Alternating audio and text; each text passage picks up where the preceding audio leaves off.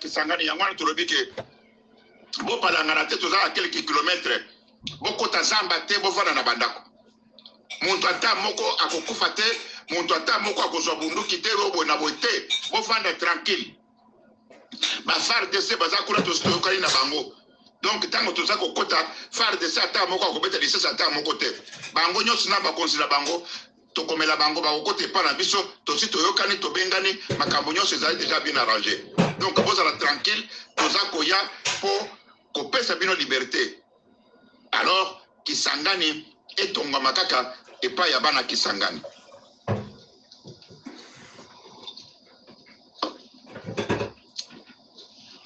Totapote baninga na yebisaki denge naza kobelela butu moi bokende bipai mususu te bokende koyoka makambo ya lokuta na minute oyo ezala FARDC toyebisa bino ke FARDC ezalaka lisusu te tubano oyo toza komela babangi bamasanga nzale ekangi twango toza koya kodéranger mais bakala mingi te bokoyokaka lisusu kombo ya wazalendo te bakala mingi te bokoyokaka kombo ya maimai te bakala baninga nous sommes en train de travailler sérieusement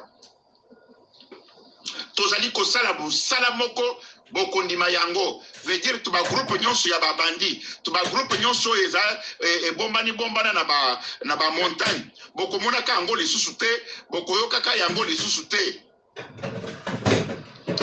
tozali kwende ko éliminer tuba na wana ya ba 15 ans 20 ans biloko ya ndenge wana toza kosilisa twango nyonso ezala na Nord Kivu Sud Kivu tozali kokomba tuba biloko nyonso wana kimia ekokota ya libela je vais vous dire une chose tango biso tozali kokota kozwa Kinshasa esili rébellion mosusu ekozalaka te na mokili rébellion mosusu ekozalaka te na Congo makambo ya bitumba kuna ebimi kuna ekozalaka lisusu te je vous l'ai dit et naza ko rassurer bino mes chers amis musala oyo tozali kosala sikoyo boza koyoka omonitala est-ce que boyoka ka Kinshasa lisusu ata ba etwata IDPS woni balobaka lisusu makambo ya nini ya FARDC balobaka lisusu makambo ya FARDC te bakomi go wazalendo mais wazalendo toza kosilisa bango to vandeli bango kusin na minute oyo tokomi kolanda bango tina ba montagne yango wana naza kosenga naza kopinda mikolo nyonso natindaka maloba batoto ya Bukavu batoto ya Goma kama unaona wazalendo kama huko na bunduki nyumbani yako kama huko na bunduki nyumbani yako toshayo kama unayua ifashiko wazalendo sema kuya utoneshe kama unachunga nyumbani bunduki yako kama unachunga wazalendo nyumbani yako ni kazi yako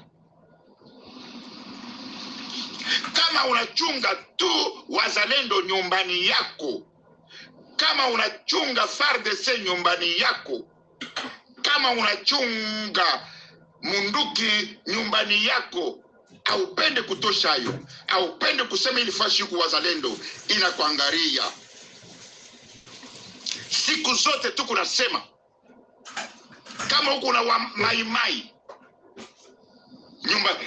nyumbani yako unachunga kama huko na wazalendo nyumbani yako unachunga kama huko na bunduki nyumbani yako unachunga kazi yako batakulokota kenye kitakukuia inakuangalia shauri yako nasema shauri yako kama unachunga wazalendo nyumbani yako kama unachunga maimai nyumbani yako kama unachunga munduki nyumba yako bana kulokota shauri yako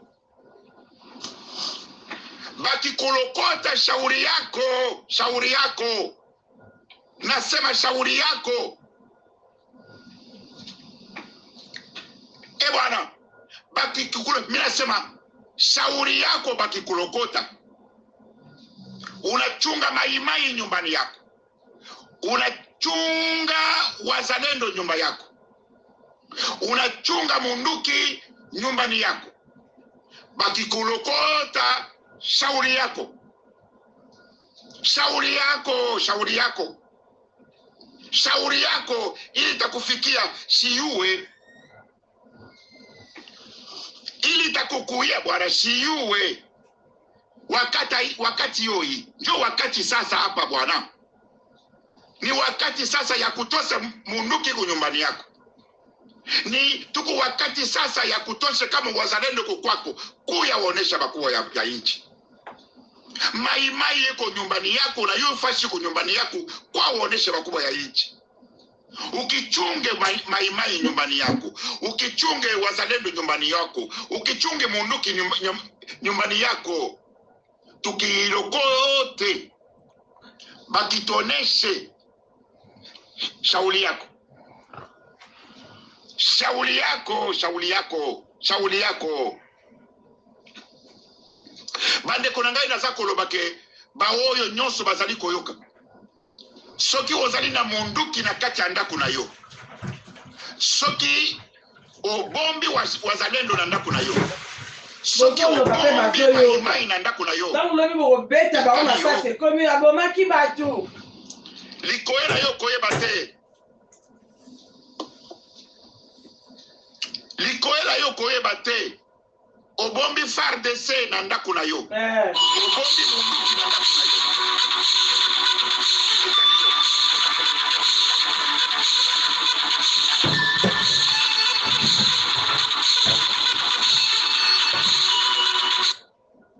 wakati ayo wana zoloba, wakati azoloba obombi FARDC tamba oya bakuti yo na FARDC balobaka ngo à chaque fois balinga bazwa mboka bakoboma yo babomi na FARDC yo batamaki yo mto bomaki na FARDC o batamisaki bino baye bolia mbuma apo boya koloba o babomi batu yango bazoloba yango bazoloba.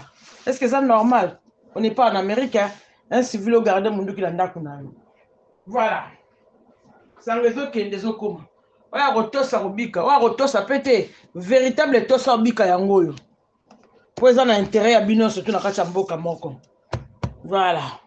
Ulakati biso to kota na walikale, tokoti walikale biso na tozako atako tia pamba Irene nangai, tia pamba Irene nangai, tia pamba Amida, tia pamba Amida nangai. Donc problème ezalité ekozwama. Donc yangwana tozoko loba très bien ke baninga nangai, nous sommes très forts.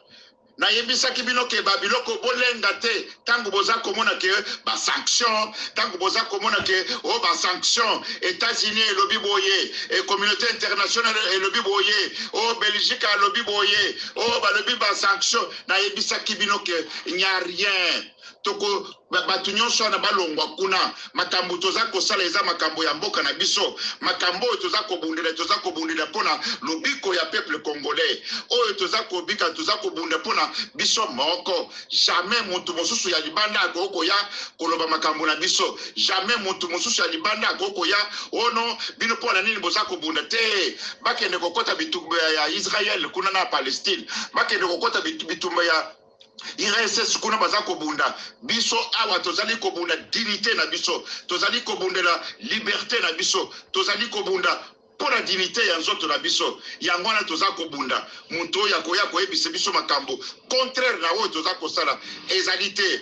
Bana ebele babenga kingai bande konangai baleki nangai bakulutu nangai banini babenga kingai baza kolenga wakancha balobi suspension, wakancha balobi ba sanction, balobi cesser les faits, bangwana bakekuna banani yango ngala ebisaki bino ke bovanda biso toza kokende se kokende biso tokonana se konana kolongona biso awa biso wana tozali avec sotokoto sito komi à quelques heures na Kisangani boy koyoma singa mwambe yango wana za kosenga na bana Kisangani bana ya Kisangani bo bangani te bana ya Kisangani bo panike te bana ya Kisangani bo vanda tranquille na banda kuna bino na ebisi ba mama ya Kisangani bo kende deja koluka deja ba makemba boluka deja ba makemba evada na ndako pona kotutela ba bilombe ya mboka bameka kotutela lituma bopesa bilombe ya mboka baza kokota wana bakala mingi te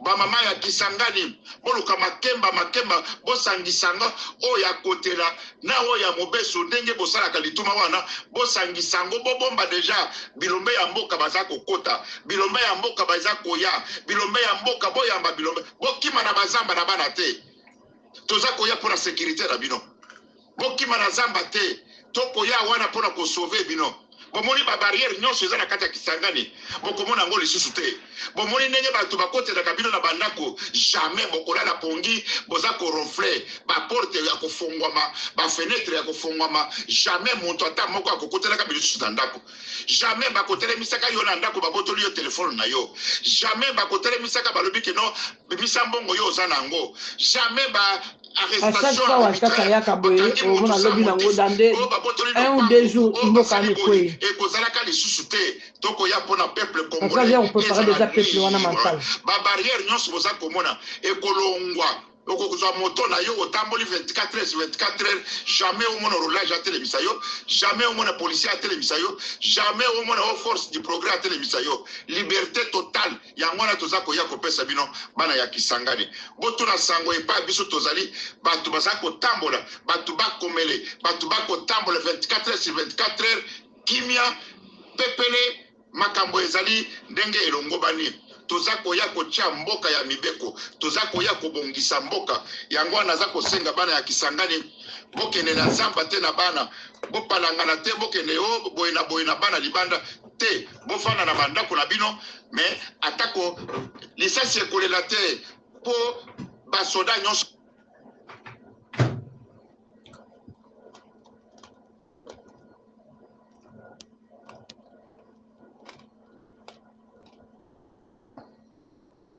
C'est l'avocat du diable est avocat du peuple.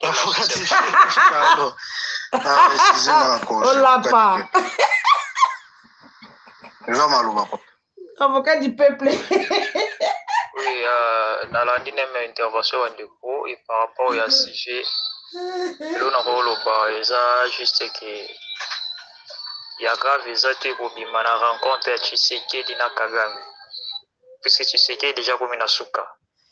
Azoka moi-même Taliban de bazomata na panel ya ko défendre ya ko ah mais on est malade tu on a un moment où tout commence à préparer des pas ya Tshisekedi fallait pas préparer place Tshisekedi à Rokende soka Rokende exil na Luanda soka Rokende exil na Qatar ou tebi na Qatar wana c'est entre na 2020 je crois azali kuna ba signer même ba accord yemo waebi ah bon, ça a déjà terrain na Qatar.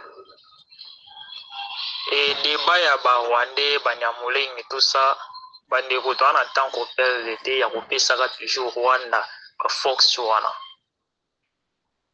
Avant moto ya banda ko contredire na lobaki yango, avant ko banda ko contredire ko beta sujet oyo ya ba Nyamuleng, bo banda d'abord ko benda Félix Matoyi. Ba Nyamuleng wana bavandi na Congo pendant longtemps.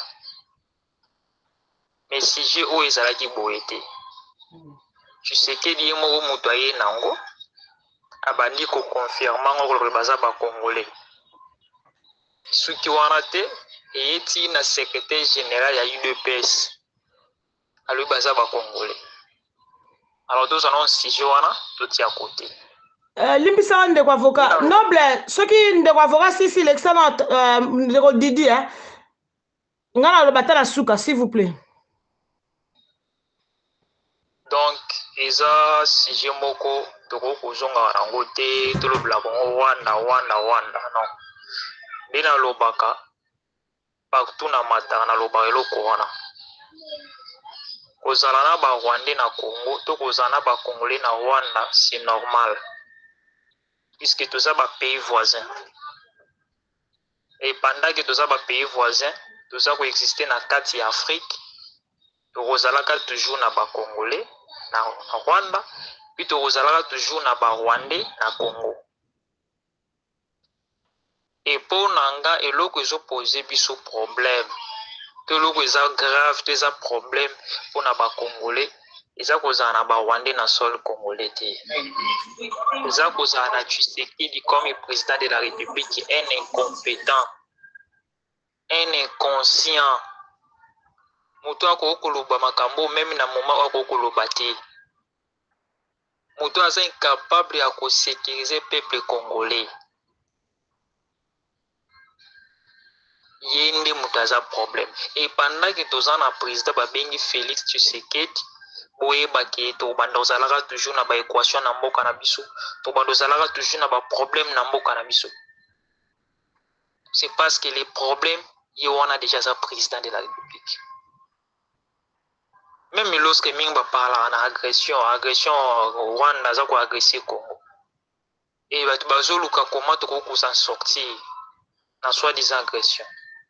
Mais beaucoup bima comment pendant l'agression makasi ezo salima d'une autre manière de détournement. Ou ya famille Tshisekedi. Surtout sur la commune na pona ça m'énerve koyoka ke bato ba détourner 320 milliards. Koyoka somme wana na matoi. Et puis so nazolo bango faso eza ko énerver nga jamais vu. Na mboko peuple congolais zo kufa na nzala. Peut-être mingi baye baratea. Mingi bazolo baye ba réalité wana te. Toza na mboka o peuple congolais zo kufa nzala. Toza na mboka o congolais zo kufa likolo ya kisi ya pamba. Kisi ya 5000 francs, kisi ya 2000 francs. Aza wana na hôpital kwa pesa yesu ba PCT ti akufi akati motema manque ya 2000 francs pata musu paso mbakisi. Mais aujourd'hui ka famille moko boye Tshisekedi bazo détourner 320 milliards. Congo eza ya bango. Congo eza ya Tshisekedi. Aujourd'hui ka bato bazo détourner mbonga forage mbonga lampadaire. Ce qui va lobby à sa perte de la famille. Oui, kanga miko na oui. Oui, kanga miko. Ok. Aujourd'hui, quand somme mon pays toujours vivre. Banzele zati. Alors, tout qui quelque part dans tout vendant, tu réfléchis au bisomoko. Peuple congolais zo kufa po na nzala. Peuple congolais zo kufa po na kozanga même qui c'est 2000 francs. Tout ça toujours Rwanda. Ils ont toujours agression à Rwanda. Agression rwandaise na sol congolais. Non. Raison pour laquelle ngana lobaka ba débat wana tous agressés. Oh Rwanda boy, oh ba Rwandais boy, tous on débat on to ambalango to tiamo côté. Tozonga na mboka na biso totala nano problème nini tozanango. Et puis les problèmes ont déjà toyebi où ils a connu ils a Tshisekedi. Et la seule solution ils a départ là. Pendant que Tshisekedi azawana, c'est que je vous dis et bango to banolelaka toujours na mboka na biso. To bandozalaka toujours na problème na mboka na biso et puis pays ko avancer ti. Pays ko avancer ti parce que tozana moto yemoko aza problème aza malédiction pour na ba Congolais. Kozana Tshisekedi comme président de la République tini malédiction. Ça c'est une malédiction. Oh, capte-toi là, merde. Capte-toi. Ah. Fais vite. Ça.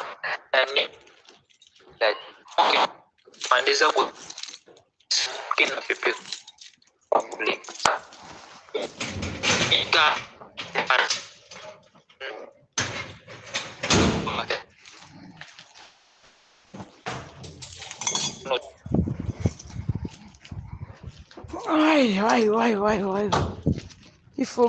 Il fait beau aujourd'hui, merde.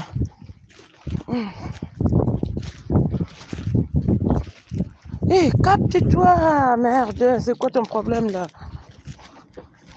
Même Voilà. Na 100 jours.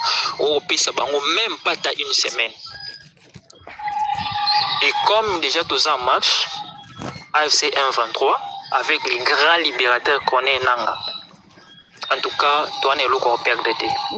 Walika, le centre qui lobby, qui s'engage déjà menacé. D'ici le 23 mars, tu vas célébrer qui s'engage tombé. Ils ont beaucoup de biso. Il reste les talibans. Préparez-vous pour ne pas à Tshisekedi. Pour vous, place pour Kende Routiaï. Sinon, pour Nabiso, tous y a déjà mabé. Merci beaucoup.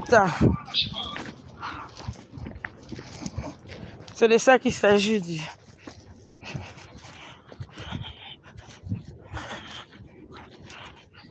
Disons maloba,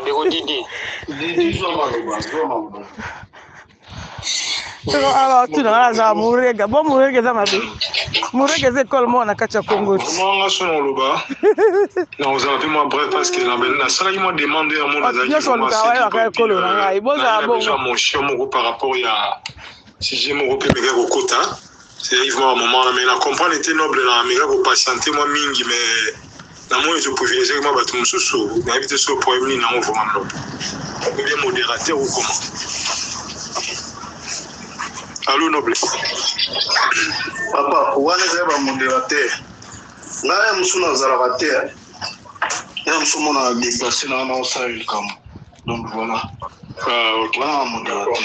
D'accord, ça marche. Donc là, maintenant, on a la tamingité. Maintenant, on souhaite éviter au moins si j'ai un matin qui n'a pas hors du jour. Mais la santé qui moi, parce que maman, tous ces documentaires toujours par rapport à. Il y a ma recherche au biso mopé de ça là au mamango mais tant de santara mutu moko mi balaza la moi nini yo ya ko bakisa do la mona ki mo intéressant mais prochainement sur au sali en mouvement et on a dit que des fois vous partagez là ba live ceux qui na kutani na ngo bien na to ebi jour en yo zala moi bien na mona ki c'est quand même intéressant moi jour pe bien et puis que jour ba dit là il mo kolo ko ça juste la mona mulenge il fallait soit comme lingai à tesina jour. C'est bon, hein? Ils ont non, yone mutozali organiser yone mutolukata na yo kozalali pour ebi mukolosa live pour inviter ba on va passer à force sur la sujet. Voilà quoi, wandi ozala bien. Merci beaucoup. Merci papa. Donc mugwo me kobula on peut na jour ozalali bata ba live ba dimanche pour si possible annoncer on peut moi 2-3 fois la semaine. Voilà. Donc, vous allez moi bien. Et puis, les deux personnes, on est là. Parce que la première va la matière. Papa, il dépend de la disponibilité de la biso. La biso, tu assistes à Bango, il y a trop. Tu as la Bango. Et dépend de la disponibilité de la Bango. Exactement. Maman, le bayango, on a évité son zoo. Maman, le bayango, on a dit Colo live, des propositions. Colo live, donc, mais c'est noble. Alors, qui n'a disponibilité, mais c'est noble. C'est quel jour on a disponible à la proposer Bango sur disponibilité Zali, Bango c'est conforme.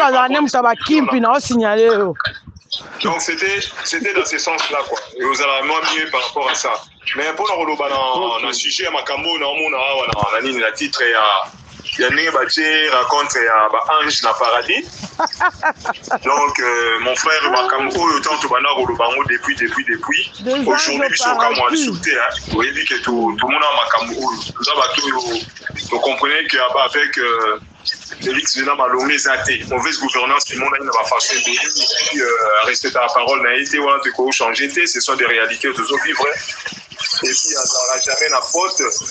Il y a ça à Karabala, mon côté, ça à Karabala, donc, la réalité, tout voilà. Et puis, ça la place de commis les lots. Et puis, dans le monde, on là, oui, ils ont engagé Banani. Vous comprenez? Mais au monde, il y a un Congolais, surtout, ce sont les papas cassés par rapport à peuple qui a souffert. Il y a des îles, Moko Boyo, éviter, et bien donc, il y a des bandes qui ont souffert. Les peuples doivent subir ou doivent subir. Donc, là, le Bakar, tous à la trop exigeant, tous à la sévère. Donc, bateau, bateau confiance, tout élément. Donc, il y a toujours les bossos, donc l'issue du colo, l'issue. Pour tout ça, on a besoin de changement. Alors, changement, la bisso, les alliés, comment on a que guerre ici, la Est, intégrité territoriale, qui m'y continue en Moka. Donc, bon, même au Congo, et comme il peut profiter du peuple congolais, je pense qu'il y a un moment donné, aux débit. il y a kimia na kati ya mboka. Donc c'est ça vraiment on va la koloba. Naza moi bref par rapport na sentir pour s'occuper. Merci beaucoup vraiment. Merci beaucoup. Prochainement, merci beaucoup. Ensemble, merci. Ouais, Djibril, topé si Djibril. Djibril, Zomaloba, Djibril. Ok, Nazongi. Bonjour à tous. Bonjour à tous. Bonjour Djibril, Tozolanda. Nae ko intervenir. On a qui état-major qui s'engage pour atia yango walikale. Donc, pour le moment, M23 est joué matériel nyonso de guerre au Israël qui s'engage. Donc, ça veut dire, bah comme dans Kisangani te bazio ngondengeni. Te, baza déjà na mubi, batu oyo ba yebi est. Mais pour le moment bazui ba matériel non soit Kisangani, ça veut dire. OK, c'est parce que état-major au Israël qui na Kisangani. Donc, général au Israël yo konza Kisangani. Ba pesa ki emitindo atia état-major na ye epai awa epai nanga zuya. Donc, état-major ezala ki lisura Kisangani te na walikale ou bien na mubi na walikale. Donc état-major Kisangani ezala ki déjà na walikale. Matériel nyonso oyo ezala ki na Kisangani de guerre ezala ki déjà na walikale pour ba protéger M23 ekota walikale te parce que bazali ko ceux qui M23 ekoti walikale c'est tout et cause la transit na Kisangani. Donc pour le moment matériel nyonso de guerre oyo ezala ki Kisangani M23 ezu yango na walikale. But oyo bayebi Papa Pascal, bonjour Noble, dis ça. Noble, en gros, et là, Papa Pascal Azoloba, au moins, erreur Félix Asalaki na Goma. Toloba erreur, erreur Félix Asalaki na Goma. Erreur Tepoya Zarane Kizengi. C'est-à-dire, bazui l'issue sur matériel. Voilà. Ba déplacer matériel ya front. Ya Kisangani. Ba déplacer l'issue na walikale. Bandeko ngala ko loba. Ngala ko loba quand même nako so nazaki ko linga nanga te. Maman Elise là mutu mokazo comme déjà 3. Bazo collaborer na ye. So na linga nanga te la ko loba bongo. Même erreur ya Goma. Voilà. Ouais. Ngala ko benga ko erreur te. Même erreur ya Goma. Ngala essentiel mboke zo ke pa ite. M23 est joué Bachar. Est joué ba anti-missile, est joué ba roquette. Donc pour le moment, Boki Koyoka na 2 semaines de Bazu Kisangani. Voilà, 2 semaines wapi ope papa. Oh. 5h30 et demi wana yanzela. Le matériel wana bazu na walikale ezaga ya Kisangani. Oui, parce que na état-major, na général oya Kisangani. Batinda qui est donc état-major nyonso oya zelaki Kisangani ba déloger yango bati yango na walikale. Pour la protéger. Nga soki nazaki ko soutenir nanga te na loba Félix a collaborer na nanga. Donc ki ba soda batiki ba matériel nyonso donc nanzela ko uta walikale ke na nga muto nanga donc vive nanga. Bon moko de guerre ezate. Bachar banini bazu yango. Ba amelu eza souté ba amelu. Yango nyonso okokima na char de commande. Na lobi papa bongo sikoyo ba sukoi eza wapi ba sukoi. Sukoi Félix traître a trahir ba taliban na ye pour la faveur na biso basumbaki ba Sukoi ya 1944 muto oyo bazotinda po asomba ba munition ya tala kamwa par exemple pa 2 minutes tala kamwa bateau de guerre oyo basumbaki kamwa bote oyo. Mais c'est la honte. Papa, bapesa ki mbongo na tumwa radio na tumwa télévision yaya. Tala ndenge balobela ki kamwa bote wana, oh le président de la République, bientôt il va gagner la guerre. Regardez des matériels, un bateau de guerre. Yaya, kamwa boato. Oyebi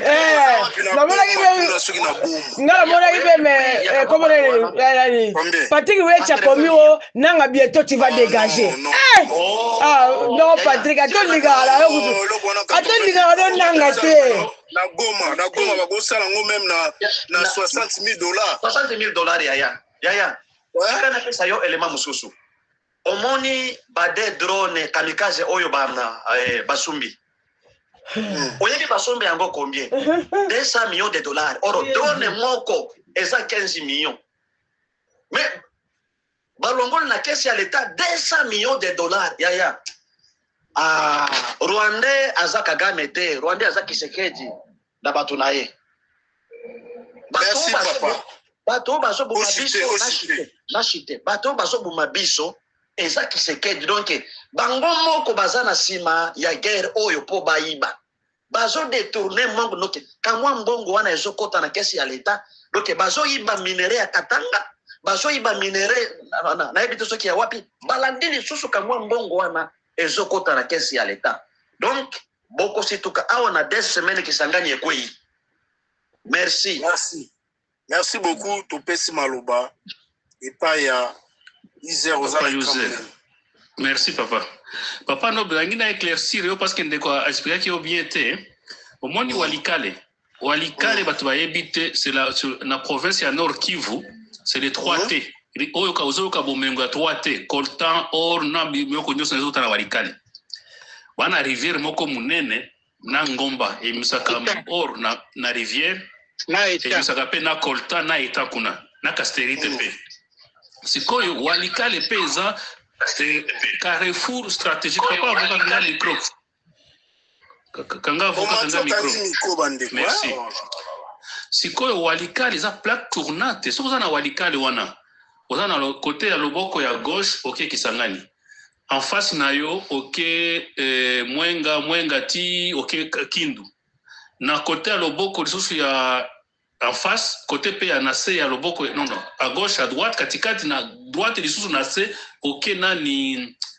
na oketi na Kindu babenga ngo mboka moko nani babenga ngo nini so ta Kindu kiti Kisangani na bosa ni komba ngwe koya à partir ya ka walikale wana ozana nze Lubutu magnifique Lubutu parce que Lubutu ozana sidia na fleuve Congo à partir ya wana walikale ozana nzela makoloti Lubutu siko zwake soki bazui walikale ba okotela nzela Kisangani ya kote likolo à partir ya Lubutu ba koti na Kisangani nzela ya se et puis Kindu soki ba kombi na Kindu directement et pesi mbala moko ke Kindu Kasai kokoya à partir ya Kindu so ke katako kombe loja tout consort Kasai ya kana ngale bosende kokoya après mbujema na suka ça veut dire que makambo pora bango isili parce que soko zui kaka juka okoka kaka Kindu ekwei na ne walikale ekwei lelo Kindu peso ke ekwei mais kuna ba Uganda bazali na Kindu wana ba Uganda bazali bien armé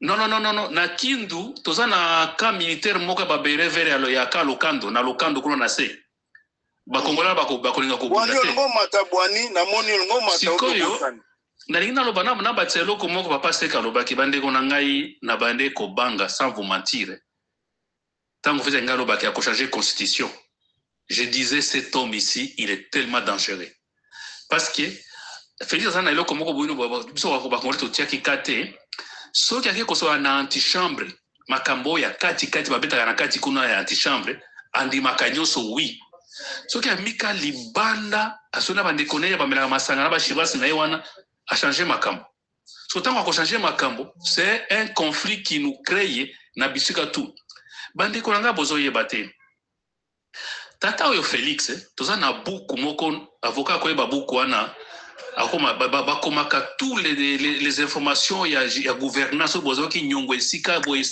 bakomaka kati ya buku wana papa oyo Félix Tshisekedi journal officiel était yango wana journal officiel banda 7 ans lelo bokondima ke akomata eloko moko te et puis Félix Tshisekedi azana nani budget ya 2022-2023 gestion ya banque ti lelo bazo kopesa yango nani justification te de dépense ya mbongo c'est-à-dire batoyo bayaki koyiba na koboma congolais pe omoni eloko moko bokobosa na te na côté ya IDPS bayaki na koflairer neti kokabula bato tribalisme népotisme et puis ils n'ont pas enfin omoni bazwaki ke congolais na mutu moko bolole yuma tokolekela bakongolais tokofanda ata 30 ans babana bakona maloba tokofanda ata 40 ans banana kotomboka mais baye kokuta siko résistance ya bakongolais bayebi non papa je vous dis pour le moment nanga des solutions parce que qui pouvait arrêter ce monsieur? Personne. Personne.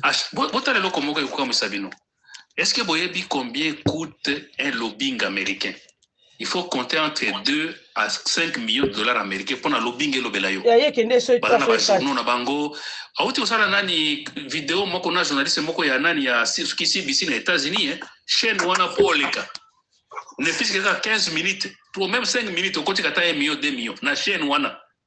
Parce qu'il faut, na chaîne, et peut-être montagne à publicité.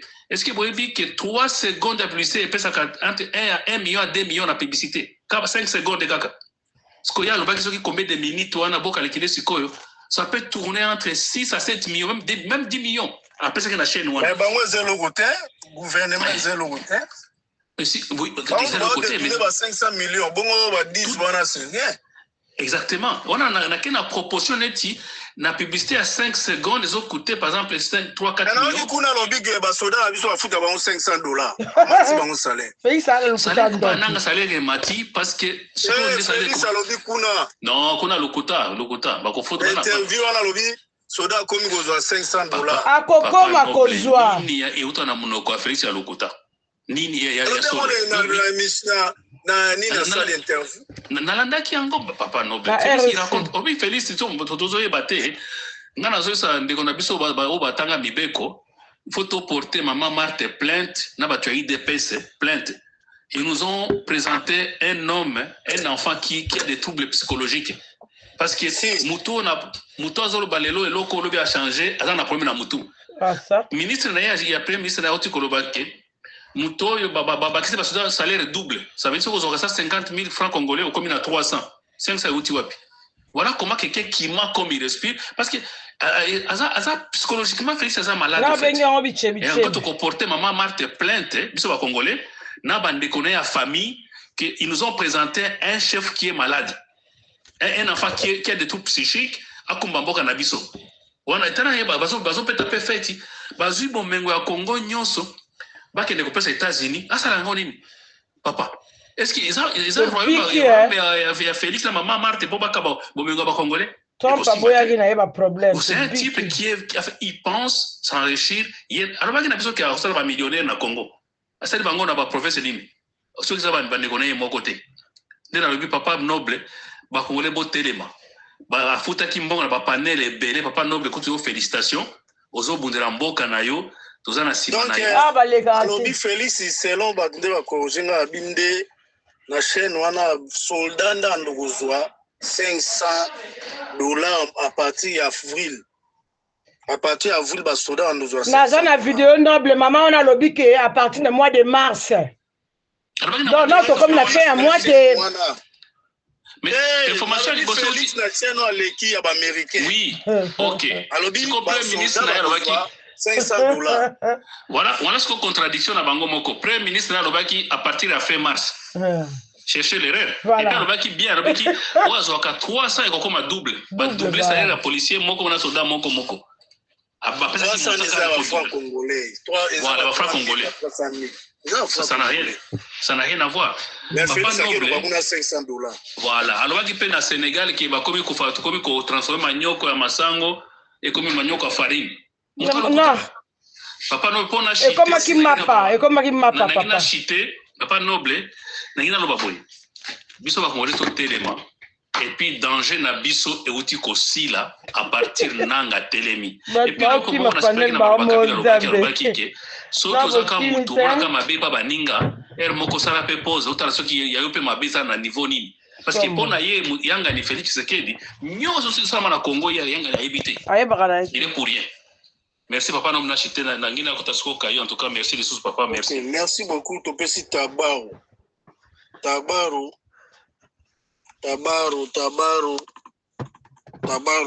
azate topesi Delva. Ok, bonjour papa noble. Bonjour Mameli, bonjour toute la panel. Bonjour. Et là quand ngena bakisa yango tozonga na CG. Boyo kanga Tozoka yo papa loba. Ok. Nazongi na sujet na yoki otu papa lobi eza bien. Na yoka ki pe na banda kolanda bino kalo papa na loba ki pe historien. et ça peut très bien. Nazongika à côté kuna, na lingina tuna. Total na bamboka mususu. Pour te développer, biso lingi kimia na Congo tozala bien. Bien biso tout, parce que c'est une grande puissance mondiale. Le premier pays le plus riche du monde, c'est Congo. Et Congo, c'était un royaume à l'époque. Royaume du Congo. Yango te sali o nyoso wana. Na ba histoire ebele ba papa ba lobby ngana yebite mais na prendre pi. Mais na lingina lo balelo. Mobutu asungaki Angola. Quand il y a Sungaka Angola, Agostino Neto wana komaka président liboso ya Angola. Est-ce que azalaka Angolais? C'est un Guinéen. Bakena okunda ina kakwa kukuna balongola nzoto ne pa bakoko kakwa ko babia za mwana bisote abota mate yena tatani bayaka batanga ka balaka mundele ba pesa da pouvoir. Tant il y a qui apesi pouvoir et pas José. José c'est un Cap-Verdien. Tatana est Saint-Thomé. Nyosoka kwa kolaka na Angola. José doit bouiller wana kei. Après si pouvoir parler, José kuta sali nie koleka Lorenzo. Lorenzo ya boto le ba diamant batu ba dollar batu bengani dollar yemo comme milliardaire. Bangolais ba Angola kale ya rasute batu ba comment le kota bleu qu'on a fulu. Na France ça me fait pitié papa noble. Bande konango ngana kola na bango na kin oto zalaka kete on tozo kola bango baluba boye boye na ebie bele bakomi ba général na kati Angola bakoma na bala ngana na ka mwana Congo nana camarade na moto zo bunda na ekaka o muzombo to kubeta ane mako na lelo yo kota siko na kati Angola kuta na rola kubungisa yo Auti ozala na poto azongi na bajage na babele bakoma mikonzi kuna parce que bazana bonga ba peuple congolais bona ba frontière côté de l'Équateur ba côté ba nord Kivu na yebite na kende na komati na mona mkongo mais soki natali Mobutu quand on nous parle de Mobutu qui tatana kufa na chemin de fer c'est un orphelin maman et moi adopta. Mais Mobutu a aimé Congo. Mais sauf qu'il a été trahi par Batouba qui n'a simanaye. Nabitumba Kolwe, c'est qu'il n'a qu'à total la guerre à 80 jours. Mobutu a négocié avec les Rwandais pour tous en akimia bandi qu'on a besoin de koufane ba koufane loté.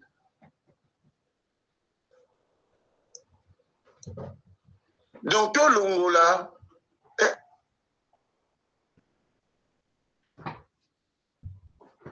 Qu'est-ce qui se passe?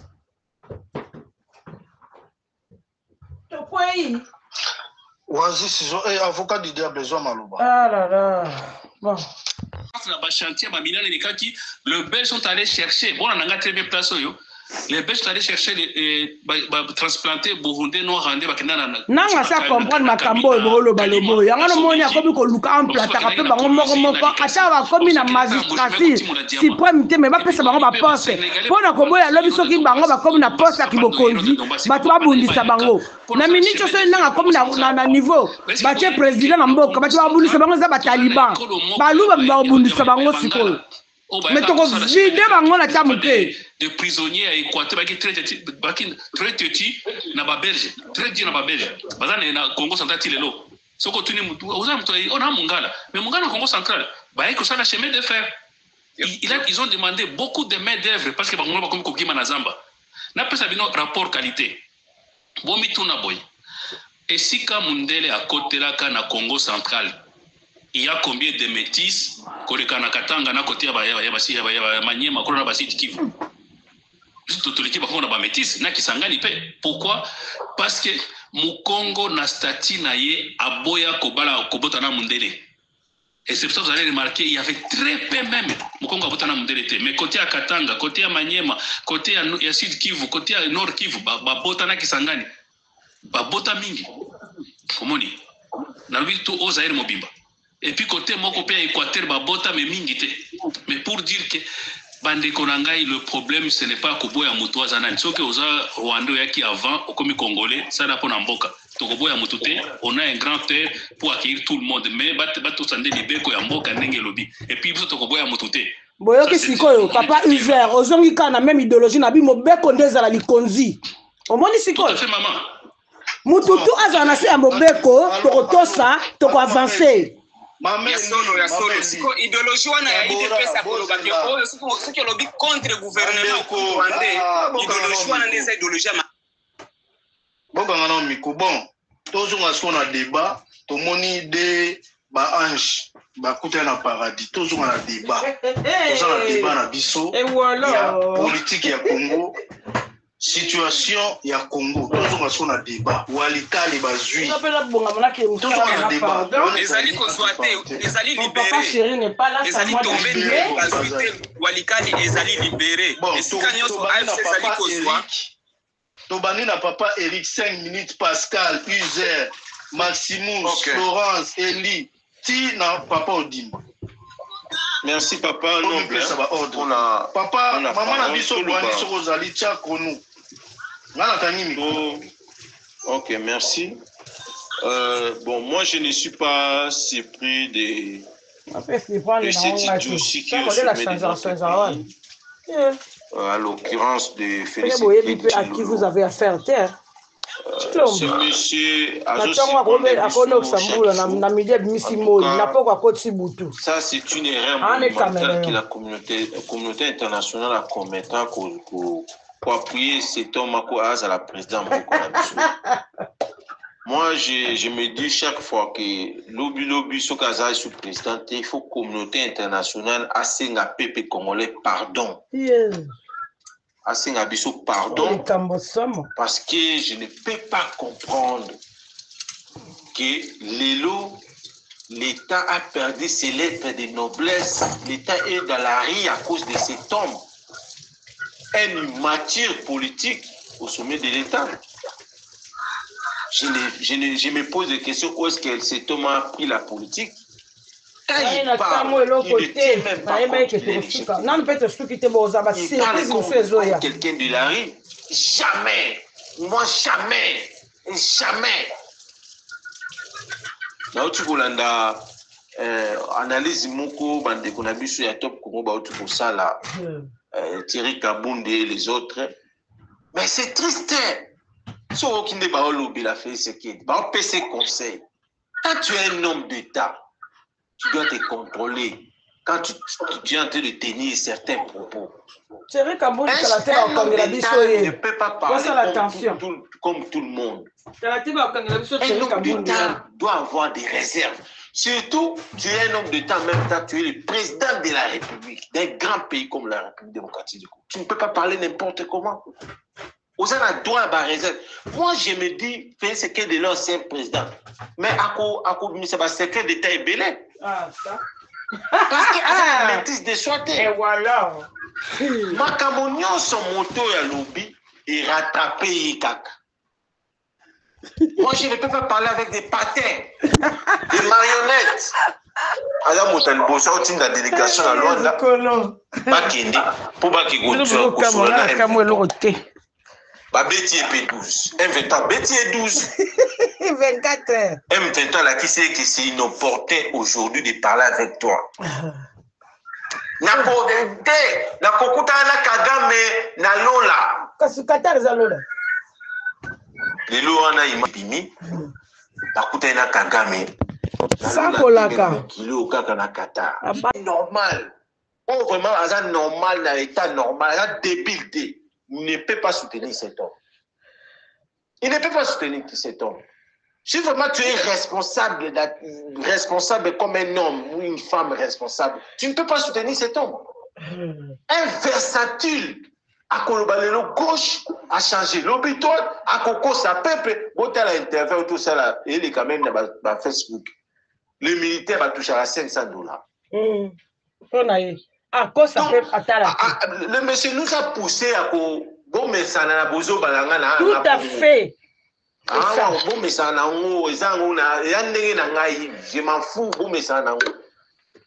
Il ne tient pas compte que ba propos na ye o atendaka wana en quelque sorte le propos du président c'est une loi. Ba propos ya président eza exécutoire. Quand général o azalaki Kisangani. Voilà, débat oyo ekomema biso musika tokota na débat oyo tokota te ndeni eza bahistoire ya mboka vomie tosololaka ngo bandeko toza manipule mingi vomie tosololaka ngo débat oyo nde ezobota instabilité ya mboka. Voilà. Et tant qu'on n'aura pas à débattre sur le fond de ces débats. Voilà, merci mon frère. Pourquoi? Parce que nous avons un groupe d'individus. Nous avons un groupe d'individus qui réclament la nationalité, qui réclament des terres avec des machettes, des armes. Pourquoi est-ce qu'ils ont mérité un bon pas? Nous devons débattre sur ce sujet. Non, c'est la responsabilité vraiment. C'est la responsabilité du gouvernement. Je vais vous donner une confidence aussi. Papa Noble, je vais vous donner une confidence. Écoutez cette confidence, est-ce que vous savez, dans la cartographie belge, les Belges, ils avaient, là, dans la montagne de Moulengue, jusque tu vas vers Fizi, de Fizi jusqu'à la même montagne, il va chez moi au Maniement. C'est une montagne qui contient de l'or et des coltans, des 3T de cette montagne-là. Et les Belges ont fait toute une théorie de mettre des gens là-bas pour créer la confusion. Ça, tout enfant qui est grandi, parce que la montagne Moulengue en soi, parce que je vais vous donner une autre anecdote qui va m'indiquer noter. Est-ce que vous voyez bien que quand Mufulero parle, il parle qui Fulero, dedans c'est les Kinyarwanda et les Kirundi. C'était les mêmes peuples. Vous voyez? Et pourtant, Mubembe, quand Mubembe parle, Mubembe n'a rien de Kirundi et de Kinyarwanda. Par contre, les Babembe ont un lien contre les gens de la Tanzanie, qu'on appelle les Bemba. Quand ils parlent, il y a des petits mots qui se ressemblent. Tu vois? Et ce qui est fort avec beaucoup de nos frères aujourd'hui, si nos frères qui s'appellent les Banyamulenge veulent demander la nationalité, ils sont libres de demander la nationalité au lieu de venir. Et puis, on peut demander la nationalité sans avoir une terre. Sauf que si vous tapez sur YouTube, vous allez voir les voitures de Croix-Rouge. Et il dit bien, les Belges à l'époque, on a déplacé tous ces Rwandais venant du Rwanda ici parce que la plaine d'Imbo, il y avait trop de moustiques. Et il est dit, il est sur YouTube, les déplacés de... Quelle année? Là, si je regarde la date, ça doit être dans les années... je dirais 61, 63, il faut attendre à YouTube date. On avait encore les vieux camions. Dans les années 60, il y avait certains... Non, pas 60, on est dans les 61, 61. Après 61, ils étaient tous réfugiés dans la plaine de Limbo au Burundi. Et c'est comme ça la Croix-Rouge, Bukavu et Croix-Rouge, Burundi. Ce n'est pas certaines, ce n'est pas tous. Non, non. Il ne faut pas généraliser. Certaines. Certaines, ils étaient où? Les autres, ils étaient où? Continuez, on va me donner aussi la parole. Les réfugiés que moi je parle, c'est les réfugiés rwandais qui ont fui le Rwanda en venant au Burundi. Ils sont passés par la frontière qui donne vers Cibitoke-Rugombo. Ça, c'est au Burundi. Cibitoke-Rugombo, ils ont descendu vers la Ruzizi. La Ruzizi, ils ont échoué tout près de la Ruzizi là-bas, mais côté burundais. Et c'est comme ça. Il y a le lac Tanganyika en face, à ma droite, et à gauche, Ruzizi qui serait dans le lac Tanganyika, il y avait trop de moustiques. Et c'était une zone que les Burundais faisaient l'exploitation agricole. C'est comme ça qu'on les a déplacés. Savez-vous qu'au Congo, il y a les Barundi qui existent aussi de Kivu? Alors, je vais te donner... Quand tu parles de Barundi, au Congo, le peuple Barundi n'existe pas déjà. Ça, c'est un. Je dirais que le seul peuple qui parle un peu de Kirundi, ce sont les Fulero. Parce que quand un Fulero traverse la frontière du Burundi, il parle à Kifulero, le Burundais, ils comprennent. Il n'a pas besoin même de parler en Swahili. La police du Burundi, ils comprennent. Je connais la plaine de la Ruzizi tout entière. Et j'ai l'histoire aussi, à part ça. Dans la plaine de la Ruzizi, il y a la chefferie Barundi qui existait. En quelle année? Attends, Noble, je dois retourner au travail, hein, Noble. Au Tikala. Je vous écoute en bas. En quelle année, mon frère? En quelle année?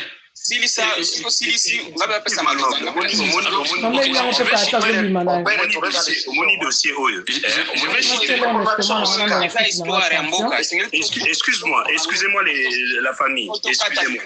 Moni dossier Oyo est un dossier très important. Oyo, il faut Kivusien, Gomatracien, vendre, résoudre. Parce que nous, du centre, du Kassai et de l'ouest, on ne maîtrise pas très bien. Et quand vous venez, on va dire au sud-ouest, on va dire na Congo central, na Bandundu, s'il y a un problème entre les Bayaka, les Bandundu et les Bayaka d'Angola, c'est seulement les Bayaka du Congo qui peuvent nous orienter par rapport à ceux venus de l'Angola. Et la même chose avec les Bazombo au Bas-Congo. C'est les Congolais du Bas-Congo qui peuvent nous éclairer par rapport aux Bazombo de l'autre côté. Malheureusement, nous sommes dans la confusion la plus totale depuis plusieurs années parce que nos frères et sœurs,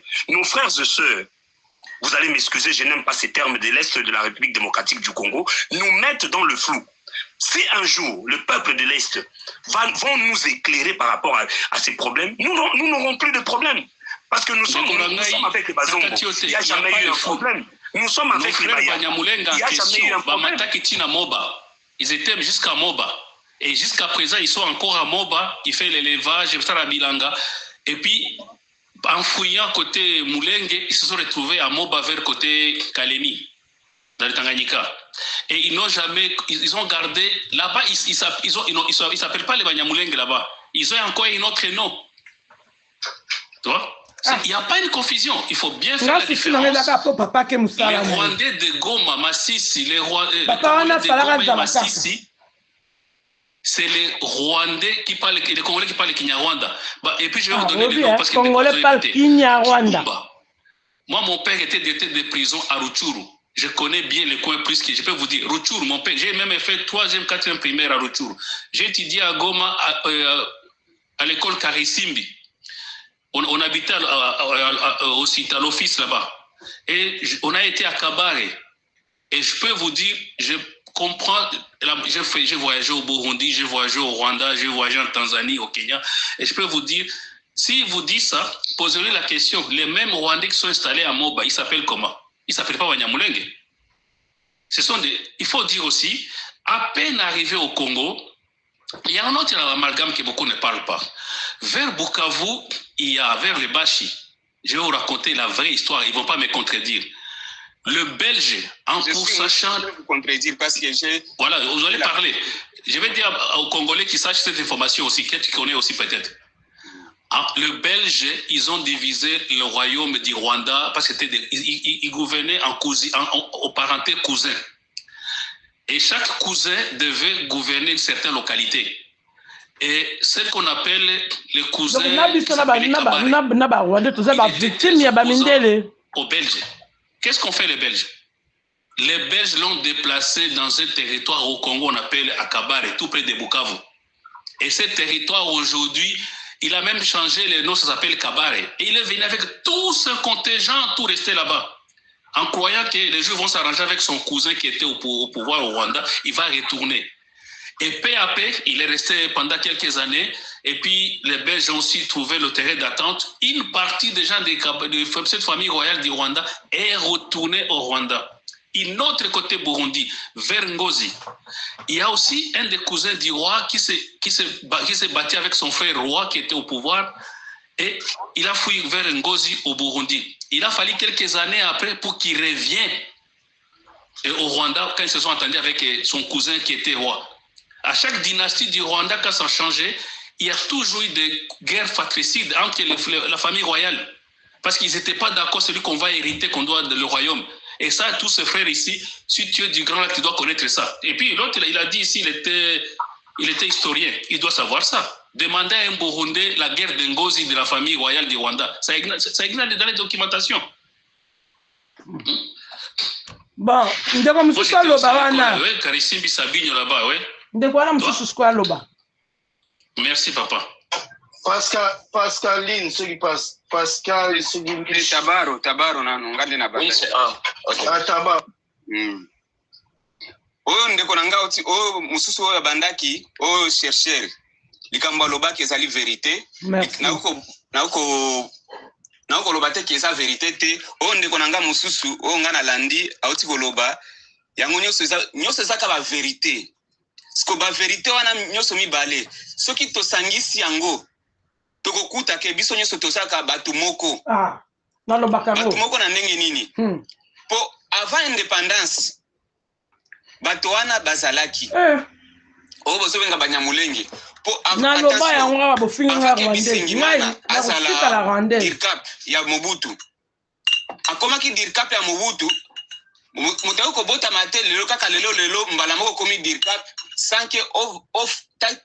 sanke bapara na yo bafanda bambula na esika wana na banzi eloko wana biso miso toyebi jamais okobotama étranger kaboyo uti na Angola to uti wapi aboti na Congo mbala moko komi dirkap eloko wana esalemaka te ava batia yo dirkap bayebaka nano historique na yo bayebaka nano géologie na yo bayebaka nano histoire na yo mpona nini dirkap papa limbisa sikoyo bano ya biso baza badepute na France awa baza mpe bafrançais na baterritoire te ya France yoka biso toza baafricain na France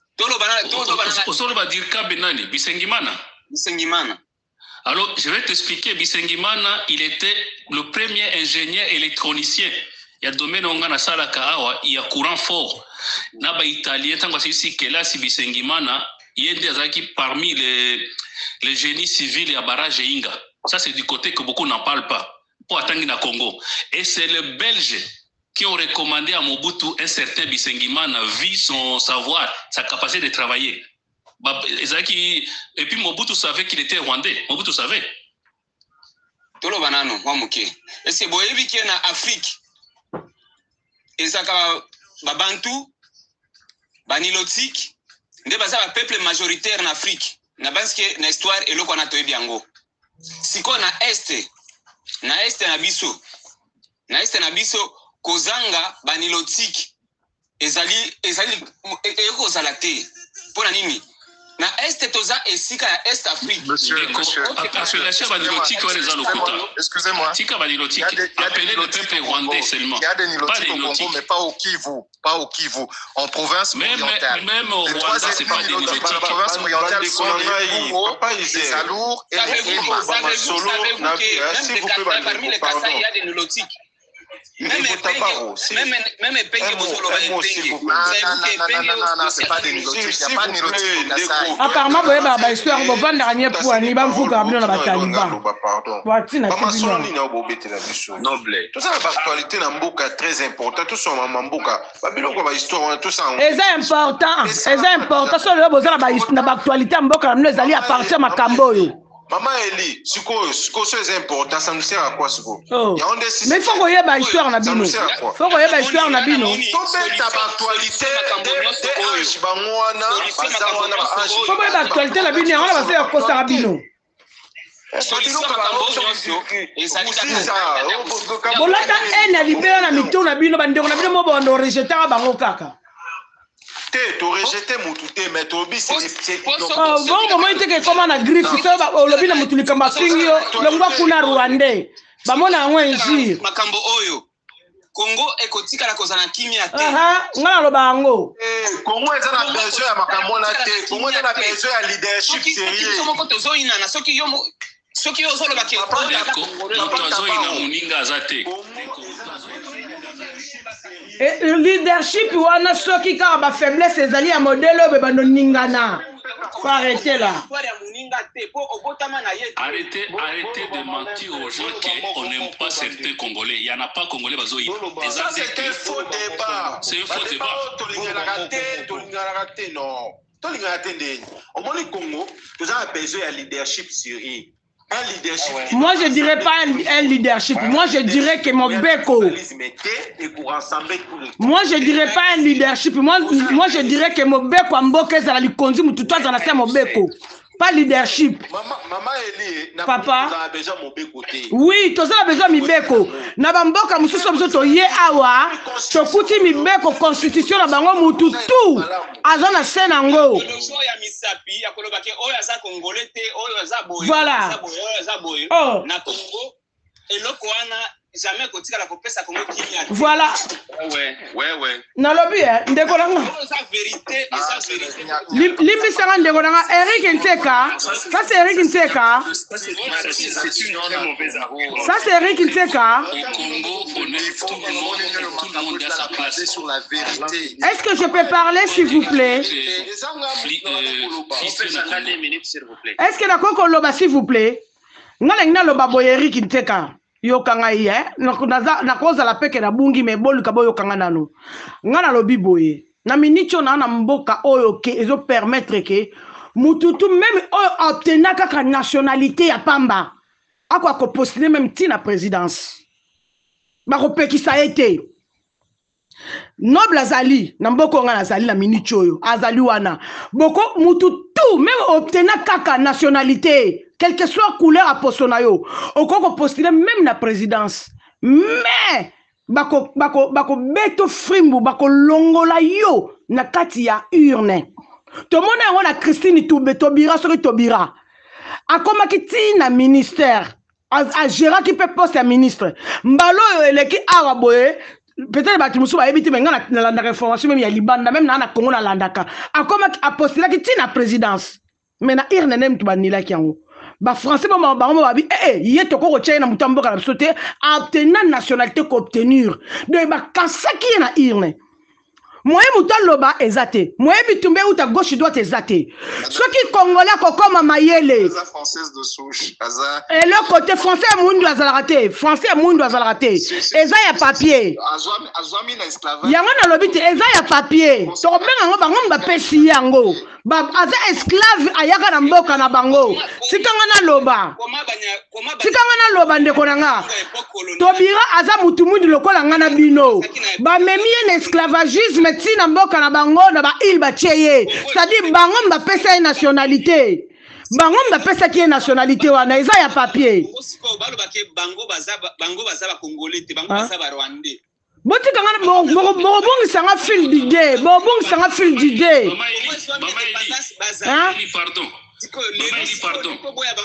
soki bolingi un jour Nyamulenge akoma président na Congo te oyo ayaka koya boyebi bango bocha mobeko et puis congolais comment na maturité oh na Kalima Barwande baka na Lubumbashi na to boy diabolisation to lembi nationalité yango nazo loba te papa na ngai nationalité ya ba oyo ya origine na ba oyo ba yakoya soki boza na l'état oyo achemaka muna place boko yeba ko différencier bango avant indépendance 1960 aki na Someki na Kalima na Bo libe ko tika na loba te la kelanga na Likasi Kolozi na Lubumbashi ti le bako bakomba congolais il y a pas de problème là-bas.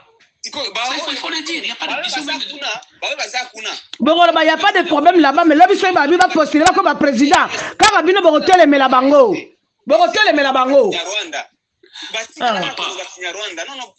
Na émission, moko na la kati batuba beta, les babano benga o banani, comme moko babano benga o banani, les transplantés. Les transplantés, on a ba Burundi na ba Rwanda ba ça na ba Jekamine, c'était dit. Et puis on se voit qu'il y a un Équateur. Na bouffon ba kana pe na mbujima ipona nini. Tozali ko insister. Tozali ko insister.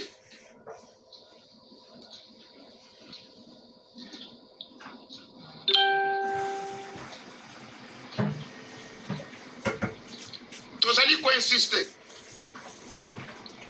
Nord Kivu, Sud Kivu. Muto ya yebi malamu ke abombi munduki na ndaku na ye na tango yango.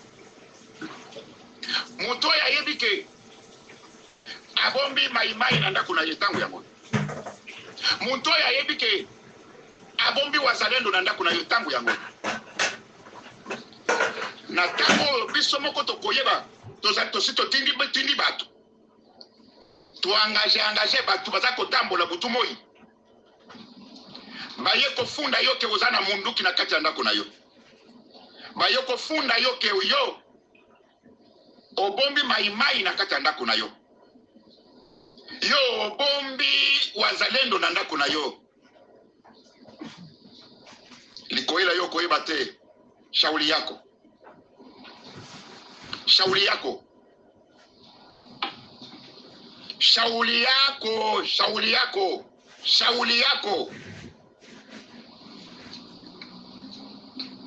bochela nga ba frère kaba mama mi balonde bachele nga ba follow vraiment bochela nga ba cadeau ko baninga nga bochela nga ba cadeau bochela ba cœur tomatisa to koma toza déjà na 42 ka tomatisa to koma na 100 to fongola na 100 to fongoli panel na biso soko to komi na 100 soko to komi na 100 soko to komi na 100 Mama Irene, nakole la bakado. Tala mongongo ndenge kei ngai wayo. Mama Irene, mama Amida ngai wayo. Tala mongongo ndenge kei ti be esili ngai. Kobanga te okozwa, kobanga te.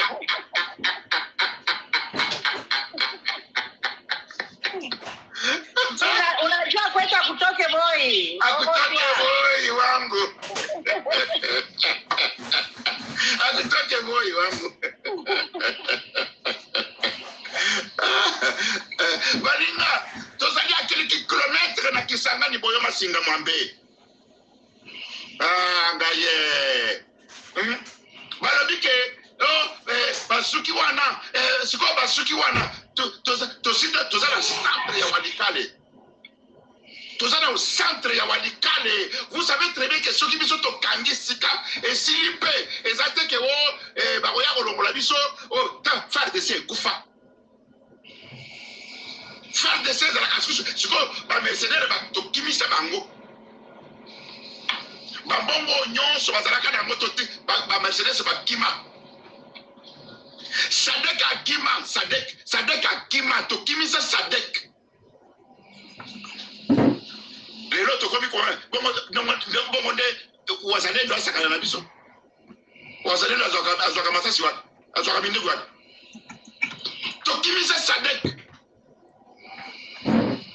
to kimisa si ba sud africain to kimisa ba burunde ba kima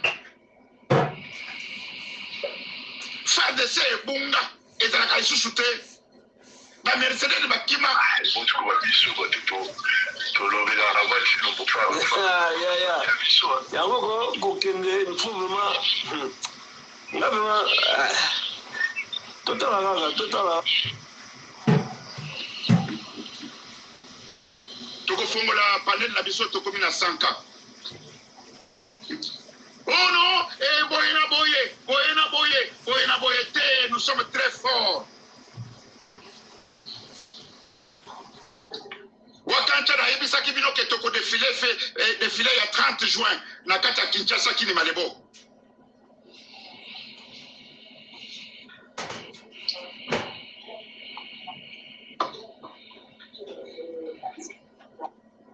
Epa wapi toko kutana na ba mama Irene na ba mama Amida. Banini. Na yebisa kibino ke nous sommes très forts. Bato ebele ba bengi ngai wakanja ba sanction corneille nanga sanction Bertrand c'est quoi ça les sanctions c'est quoi tout d'abord dites-nous sanctions eza eloko nini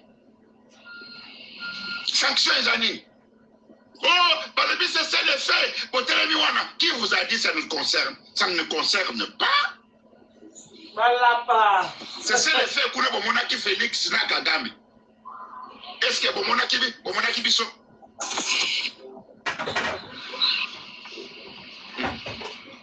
na kuna na Qatar kuna est-ce que vous nous avez vu bomonaki biso bomonaki Félix na président Kagame biso tozalaki te c'est le fait etali biso te makambo yao sanction etali biso te bana ya Kisangani basi babombeli biso makemba na mbisi ya moto moko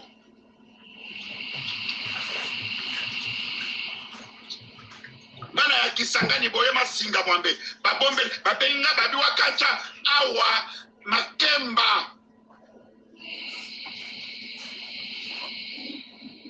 misi ya moto moko Makemba balobi ke kobo pilipili ya makasi wana pe ekozala pembeni wakancha Makemba bana Kisangani boyoma Makemba essaie bon mami déjà pour na kopesa ba élément du peuple Wilingo maza kokota bakala mingi te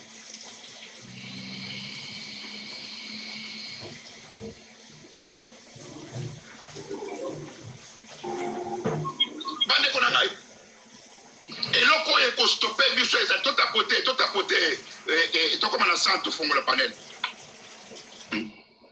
tota pote mes chers amis tokoma na sanka to fongola panel batu tokotisa batu baloba makambo. Je vous ai dit que les 30 jours tokofeta ngona kata Kinshasa malebo kini malebo mboka ya banganga batu takatolo te malebo na ngai Kinshasa batu takatolo te Kinshasa ezali mboka banganga ok na kini malebo mboka ya banganga ok na kotuta toloke qui est celui-là oh hey. Mboka ya banganga otelemi olobi ke nani na moni muntu akokopekisa ngai te wo Kinshasa kini malebo te otelemi oloba ke nani oyo akopekisa ngai na kini malebo oya jira ne ka kini yango wana ya zaki ko jira Kongo te ka kini ba o nyoso batutaka tolo baleka ya Gérard Kini, ya Gérard Congo, Kini. Mes chers amis, je vous dis la vérité. Nous ne sommes pas limités.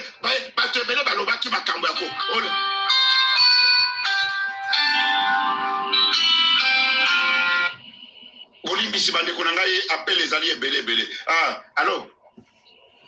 Ya Gérard Kini. Habari bwana, sema.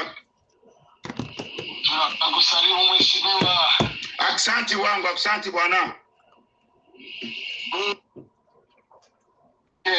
Aksanti bwana, aksanti bwana. Tunashukuru sana. Aksanti wangu. Si bale tukunakuya. Tunakuwa kutosha peuple congolais mu mateso. Tunakuwa kutosha peuple congolais mu mateso, mu prison. Leo hii congolais ana tena na hakuna amani, banaanza kukontrole ba telefoni ya ba congolais, ba barriere inapita kwingi, mnatoka wapi unaenda wapi saa hii, franga ya mtu kama kuna franga yake mfuko bala nyanganya kuingililia watu munyumba kuua watu na hapana ile naisha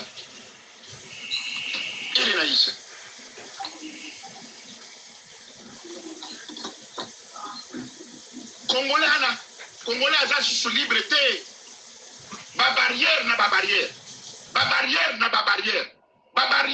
barrière. Ole kawa jiera kangio bimisa mbongo nyoso zanango na telefone azui. Ole kawa force de progrès ache barrière pesa mbongo bimisa telefone. Ole kawa police akangi bimisa mbongo aboti telefone. Bimisa donc veut dire que mboka mobimba poto toyeba tena ni chef de l'état, toyeba te nani za ministre, toyeba te nani za nani na poto loi ezalité règlement ezalité mutu nyonso mandefu na mondefo toyeba te nani mukolo mboka eza dirigé par qui toza komona chef de l'état te toza komona nani ministre te mboka poto sur poto ba règlement ezalité par loi ezalité aucun na Kinshasa ministre aza ko conduire sans cynique ministre aza ko légala sans cynique mwana ya ministre aza ko kene sans cynique mboka poto na poto ordre ezalité mboka ezali règlement mboka ekufa eza mboka te eza zamba mes chers amis.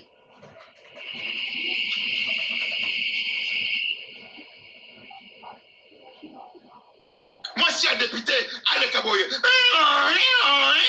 mwana ya député aleka boye mwasi ya général aleka boye mwasi ya conseiller mwana ya conseiller ya aleka mboka mobimba basens cynique mboka mobimba règlement ezate mboka mobimba bawewa baza kobeta ba policier mboka mobimba bawewa baza kobeta ba soda mboka mobimba oke kokuta ba soda baza kobina na ngada na bunduki asaki na mokongo mboka mobimba miziki na miziki mboka mobimba ba église na ba église. Oh mon Dieu, c'est quoi ça? Ah ça c'est quel pays? On va tout recommencer. Mboka mobimba ordre ezalité mboka mobimba nanga za mokonzi ba pasteur bango pe baza bakonzi nanu namona te ke pasteur aza kolala na ndako baza kokengela ye ba soda voilà musicien akomi na garde corps ya soda pasteur akomi na garde corps ya soda ya boye bakolinga nanga te ba faveur de ce dossier. Pas soda. Pasteur alali na ndako. Soda alali na porte. Soda ya l'État. On doit payer par l'État. Franchement. Na Sokoto. Pasteur un aventurier. Mutia pamba akolala na ndako. Na porte na ye okuti ba soda. Baza ko kengela pasteur. Pasteur eza ile konini. Pasteur eza nini? Les alliés pastorat. Pasteur, ça c'est quelle fonction? Les alliés pastorat. Tout ça qu'on y a pour Kangabilo qu'on a nyonswana. Bon Kangabo. Tout ça qu'on comme na Kinshasa, après quelques temps, Babilo qu'on nyonswa ba église de réveil, tout fermé.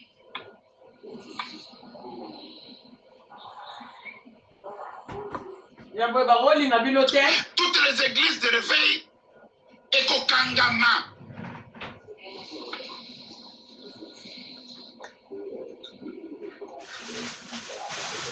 Ba bureau ya ba policier et qu'on a na ba conteneur te ba bureau ya comment que nous tia bureau ya ba policier na kata conteneur mais bon on sur l'état ke wa na kamwe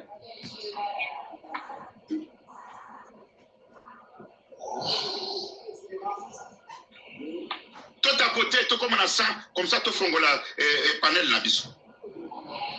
Moke komi poto musicien baza ko battre les pas soda. Musicien baza ko escorter et pas ya soda. Musicien alali na kati ya ndoko soda za ko kengela na porte alali libanda.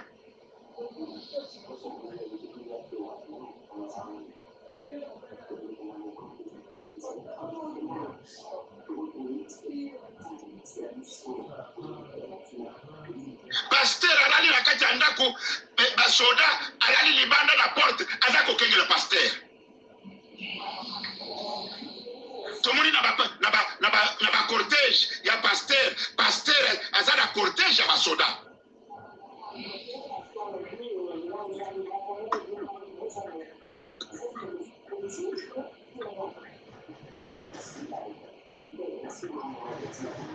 Oh bah sanction, oh bah cesser les faits.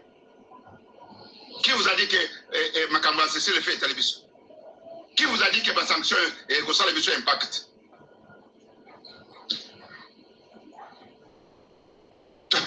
Makambo yaba sanction, Makambo yaba cesser les faits et Talibango kuna.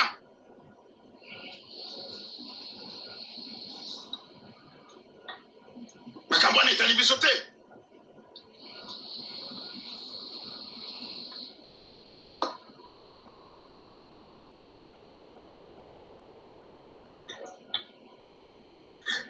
Tozali komona eloko ata moko te oyo ekopekisa biso chemin na biso tozali kokende pepele marche ya santé. Est-ce que tokoti walikali bomoni est-ce que bomoni tobundi? Ndenge moko pe toza kokota na ba Ituri, ndenge toza kokota na ba Kisangani kuna. Kisangani tosuto bengani tosuto sololi na ba konzi ya ba soda o bazakuna ya FARDC. Balobi biso tozakuna te tango bo banoko ya bo signaler biso to ya ko rejoindre le côté na bin to côté na armée du peuple.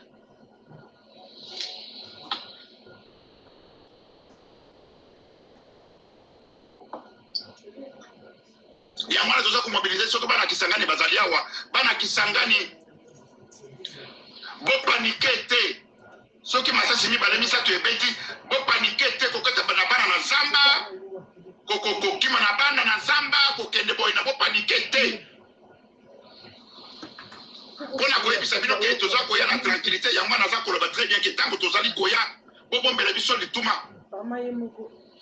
na biso ezala prêt.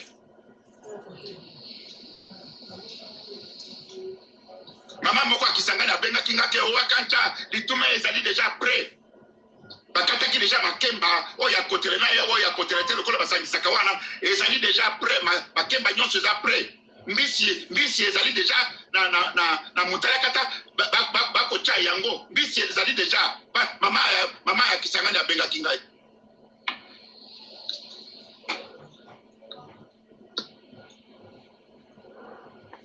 Mama ya Kisangani abengaki ngai alobi ke tango boza kolinga bolongo walikale oyebisanga déjà na bande koyita yango na bande koko bolimbisi na bande déjà kosala yango ekoma kamwa moto moko. Mama ya Kisangani abina nga wakanta soki bolongo ka walikale oyebisanga na bande koyita yango ko elengi ezanga te ifo elengi kaka ezala bambisi nyonso abi tozana bambisi nyonso monganza ezali nini mboto ezali nini malangwa tilapia bambisi nyonso oyo eza kuna basi babongisi deja.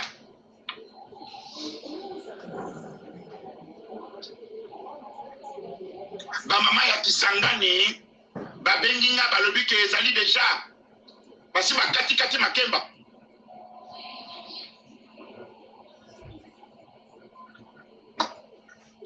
Na ebisi ba merke biso wana toza koya lituma.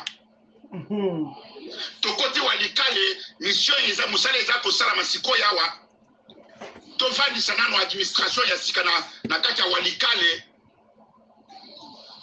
Président Corneille Nanga a nommé no Félix akosa batalibana ye fasola na Kagame asola na M23. Alors bato bazokanga mboka eza pe Kagame te administration ya sika aibo kosa mwa mbalo ya chekulero a matata alongo l'administration ya ba miyibi ya ba bandi eza matata. Président Corneille Nanga abongisa administration ya sika ya bato ya solo bato honnête.